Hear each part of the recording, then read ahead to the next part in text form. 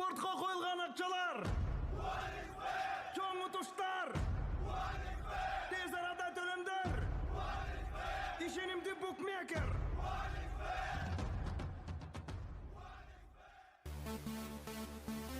Баары мага эрте келет деген ырчы Анжелика бардык нерсенин дамын эрте татып, жаш болсо да өзүн көп жакта сынап келет.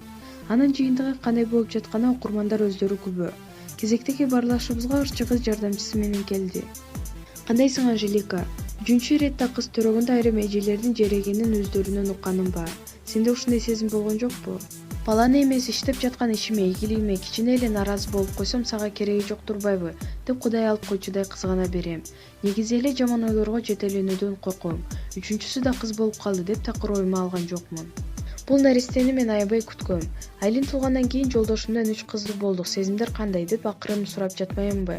Кандай болушу мүмкүн? Албетте бактылуумун деп жооп берди. Кыз башка үйдүн бүлөсү деп коет эмеспизби? Ошондуктан жолдошума ул төрөп бергим келет.